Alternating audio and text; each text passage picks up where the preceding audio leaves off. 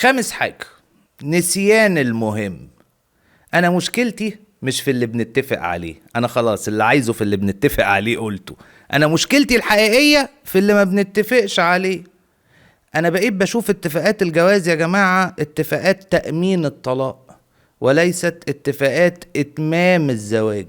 احنا بنأمن مشهد الخروج، مش بنسهل رحلة الدخول، وما بنأمنش استمرار الجواز. احنا بنأمن لحظة نهايته دون ان نشعر. خوفنا من بكرة بيخلينا ننسى نأمن بكرة ونبنيه بجد.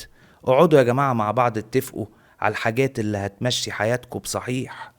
هتصرفوا منين؟ هتصرفوا كام؟ هي ليها دور في الانفاق على البيت ولا لا؟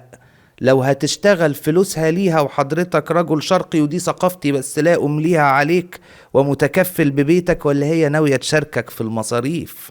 محتاج مشاركتها ولا بتشاركك من باب انك بتقدرها عشان هتشتغل؟ هتعلموا ولادكم فين؟ هتودوهم مدارس ايه؟ هتمرنوهم ولا لأ؟ مين هيودي التمارين؟ هنخرج ولا لأ؟ هنسافر ولا لأ؟ لو الامكانيات سمحت اولوياتنا ايه؟ هنقتطع للحاجات دي من دخلنا قد ايه؟ اعد لبكرة. تقول لي كلام نظري، ما كل ده بيتغير.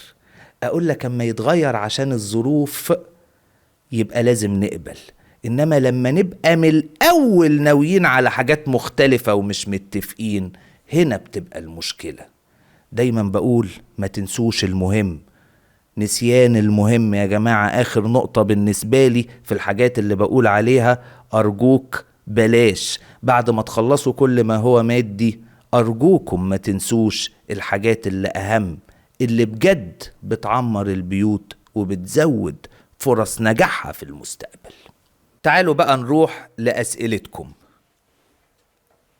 أول سؤال عندنا النهاردة بيقول: خطيبي بيقول مش هعمل فرح، وماما زعلانة ومش موافقة، وبتقول حرام عليكم تكسروا فرحتي. هو مش بخيل، بس بيقول نطلع نتفسح بالفلوس دي أو نحوشها، إحنا أولى بيها. عندي سؤال لصاحبة السؤال، وأنا آسف إني هجاوب سؤالك بسؤال. رأيك فين؟ أنا لا أراه. حضرتك عرضتي عليا حاجتين، رأي والدتك ورأي خطيبك. فين رأيك؟ ده اللي كنت بقوله يا جماعة من شوية. إحنا ضاغطين ولادنا وبناتنا دون أن نشعر. أنت عايزة فرح ولا لأ؟ أنت رأيك إيه؟ مقتنعة برأي خطيبك زي ما أنا لمست من صيغة الرسالة؟ وافقي. مش مقتنعة برأي خطيبك؟ ناقشيه، ولازم يبقى مرن. مفيش حاجة اسمها مش هعمل، ومفيش حاجة اسمها لازم تعمل. في حاجة اسمها لازم نتفق ونحاول نراضي بعض. لو مش عارفين نراضي بعض دلوقتي، هنراضي بعض امتى؟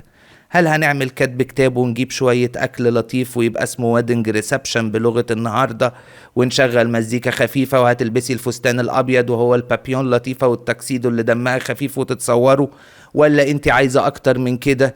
طبعا مهم ترضي مامتك، بس الرسالة دي لمامتك لو هي سمعاني، أرجوك يا فندم خلي سعادتك الحقيقية تتمثل في سعادة بنتك، مش في الصورة الذهنية اللي عندك.